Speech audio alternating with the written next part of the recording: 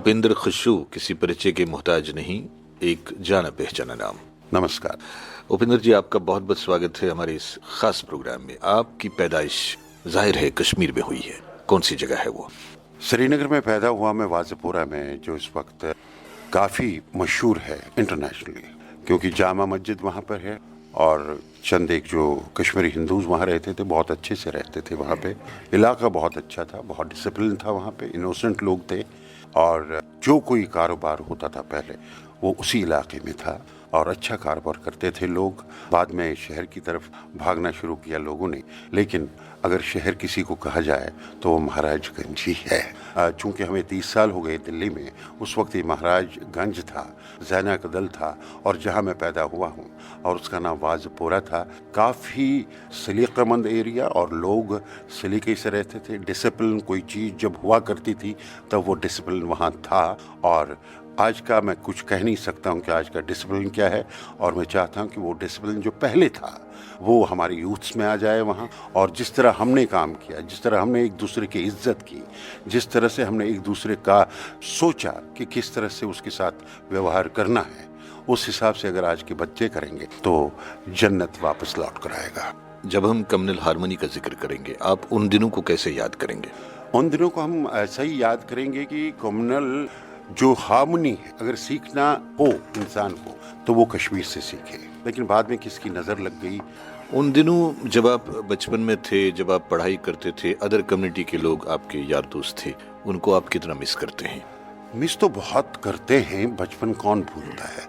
मेरे ख्याल में बुढ़ापे की बातें तो बहुत कम याद रहती हैं। बुढ़ापे में भी जब डिमेंशिया इंसान को होता है, पुरानी बातें ही याद होती है। अल्ज़ाइमर हो तो पुरानी बातें याद आती हैं। जब भी वो बुढ़ापे में किसी से बात करते हैं तब भी पुरानी जगह की, जाए पैदाश की और जो भी पुरानी बातें होती हैं उनको याद रहती हैं वो।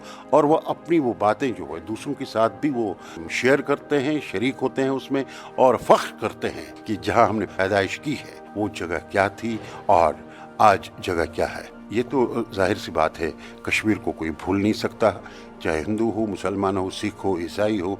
अगर वो गहवारा था तो अगर पूरी तरह से आप देखेंगे, जिसको कहते हैं गंगा जमनी तहजीब, वो अगर था तो कश्मीर में था। क्योंकि मैं तो हर साल जाता रहता हूँ वहाँ पर, लेकिन मुलाकातें बहुत कम होती हैं। ऑफिशियली हम जाते हैं, वापस आते हैं और उसके बाद कश्मीर को मेरे ख्याल में 2-3 महीने के लिए हम याद करते हैं, फिर आहिस्ता आहिस्ता अपने उसमें अपना जो मशगला होता है उसमें बस फंस जाते हैं और कश्मीर को जाहिर सी बात है कोई भूल नहीं सकता। खुशू साहब, स्कूल कौन सा था आपका जहाँ से आपने अपनी जो इब्तदाई तालीम है वो शुरू की? इब्तदाई तालीम जो सराफ कदल में हमने की, प्राइमरी स्कूल था। उसके बाद बुलबुल लंकर साइड से था और आली कदल साइड से, और वहाँ हमने की। फिर मैं चंद एक साल के लिए डीएवी स्कूल अमीरा कदल गया। रेडियो का सफ़र, इस सफ़र के बारे में कुछ हमें बताइए। बहुत ही रेडियो का सफ़र तो बहुत ही सुहावना था, बहुत ही अच्छा था। बहुत अच्छे लोगों से, बहुत अच्छे जो ब्रॉडकास्टर्स हमारे थे उनके साथ काम करने का मौका मिला, कुछ सीखने का मौका मिला। और अगर जो कुछ भी इस वक्त कर रहे हैं वो उन्हीं की देन है, पहले ऊपर वाले की, उसके बाद जो हमारे उस्ताद लोग रहे हैं, जो हमारे गुरूज थे। हम अपने आप को खुशकिस्मत समझते हैं कि हमने उनके साथ काम किया और जो कुछ भी आज हमने। कुछ एक नाम लेना चाहेंगे आप? देखिए, पहले प्राण साहब थे, पुष्कर भान जी थे, सोमनाथ साधु जी थे और जगन्नाथ साकी साहब थे, अब्दुल रहमान साहब थे, मोहम्मद सुल्तान पंडित साहब थे और शरीफुद्दीन साहब थे, बशीर भट्ट साहब थे। कौन कौन किनका नाम लें। पूरा कश्मीर जो था, जो टैलेंट कश्मीर का था, वो रेडियो कश्मीर में ही था। एक टेलीविज़न का सीरियल जो बड़ा पॉपुलर सीरियल था, उसमें आपको काम करने का मौका मिला, गुलशन गुलफाम। गुलशन गुलफाम जो है काफ़ी मकबूल सीरियल रहा है, थ्रू आउट इंडिया देखा गया और नेट पर भी है और इस वक्त पूरे बाहर की कंट्रीज से भी वो टेलीकास्ट हुआ है। काफ़ी अच्छा सीरियल था वो, बहुत ही अच्छी तरह प्राण साहब ने लिखा था और वेद राही जी ने बहुत अच्छे से डायरेक्ट किया उनके उसी दौरान कश्मीर की हालात ख़राब हो गई। बिल्कुल, हमने 1-2 एपिसोड्स हमने कश्मीर में किए थे, बाद में वहाँ ब्लास्ट शुरू हो गए। Then we had to leave for Bombay और बॉम्बे में फिल्म सिटी में हमने पूरा वो शूट किया और वहाँ पे उन्होंने पूरी अच्छे ढंग से वो जो हाउस बोट्स हैं वो उन्होंने वहाँ पे बनवाए और उसके बाद हमने शूट किया वहाँ पर। अच्छा लगा। कश्मीर की जो सुंदरता है, खूबसूरती है, वो पूरी दुनिया में मशहूर है। कितना याद करते हैं आप उस खूबसूरती को?